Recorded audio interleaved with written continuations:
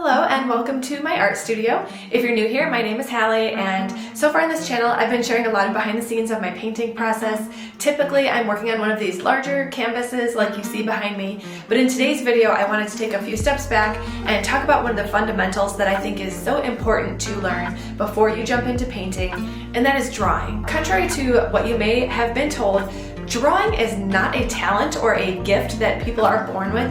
It's a skill that is developed and can be acquired quite quickly, actually. It's something that anyone with an interest in can learn how to do. I learned how to draw when I was very young. When I was probably about 13 years old, my mom gave me this book. You may have heard of it. It's called Drawing on the Right Side of the Brain. This book changed my life, you guys. This is how I learned how to do what it is I do. The essence of this book is that drawing is more of a psychology than it is a creative skill. It's really learning how to use your brain in a new way. Let's go ahead and dive into this book. I'll show you what some of the inside looks like. I'm gonna convince you by the end of this video that this is the book that you need to order if you want to learn how to draw.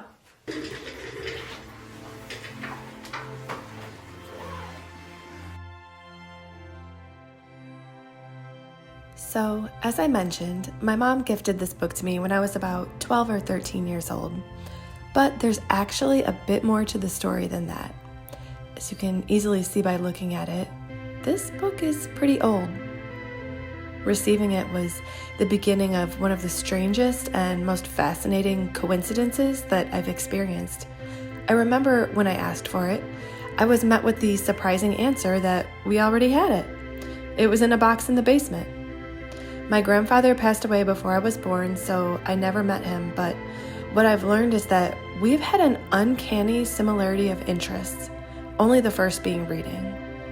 At least a dozen times after this, I've asked for a book and found it in that box. The topics range from nature, mindset, art, and psychology, and the older I get, the more I see how it's all related. This note was left in here and dated from 1981. That's the year he died, 5 years before I was born. Sometimes I can't help but feel like maybe I'm picking up where he left off. Well, that's enough about my story. The point of this video is to convince you that drawing is a skill that is available to anyone to learn. That's what I've discovered in this book, and today I'm excited to share that knowledge with you. Betty Edwards has based the premise of the book on the idea that there are two hemispheres in our brain, and each serves a different primary function, the left side being logical and the right side being spatial. I've read in recent studies that this idea of being left-brained or right-brained is now being debated in the scientific community, but for the sake of understanding this book, that analogy is what we will be using. Whether we know what part of the brain it exists in or not, the fact remains that we do need to activate spatial thinking to learn to draw. You see, the reason most of us struggle in the beginning is simply because we are overthinking it all. With the left side dominating, your brain draws on what it thinks it sees instead of what it actually sees in front of you. Each of us has a fixed set of symbols for what things look like. They're embedded in our memory from childhood. What we think a nose looks like, an ear, a flower, a house. And instead of accurately copying what our eyes are perceiving, we instinctively begin to fill in these symbols, which are being dictated by our logic. Then we wonder why our drawing doesn't look so good. The magic happens when you can effectively learn to turn off all the logical chatter and tune into your spatial thinking brain. You'll know you've hit the sweet spot when you stop hearing words, including the conversations happening around you, and maybe even lose track of time. Then, drawing becomes easy. Drawing anything becomes easy.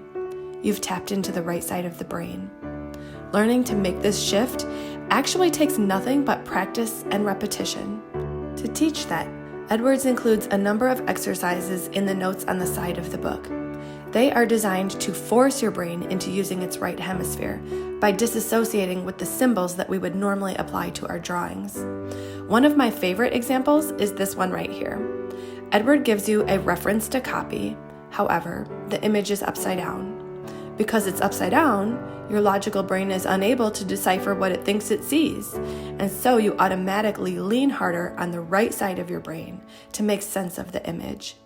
This is an exercise that you can go ahead and try right now, and I think you'll be shocked at the results. To be honest, I still use this technique myself sometimes when I'm using a reference photo and struggling because something doesn't look right. Just turn it upside down, and then it's pretty easy to identify what doesn't match up with my drawing.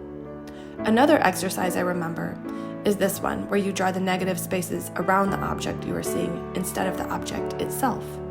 There is a secret to maximizing the potential of this book. You must do all of these exercises. No matter how silly they seem, it's all a part of the process. Don't skip any exercises, and don't skip around the book either. I strongly recommend reading each chapter in order and doing every single exercise when you come to it. You don't need any special equipment to complete this course. All you're going to need to begin is a sketchbook or a pad of paper and a good set of pencils. Learning to see things as they really are and not just as we think they are is a skill that we can continue to sharpen throughout life. This book is just the beginning. If you think about it, this message doesn't just apply to drawing either. I believe that's why my grandfather had it in his library. For those who want to learn to draw, you can draw anything. This book will teach you how. And don't be surprised if it opens your eyes to a new way of seeing the world in the process.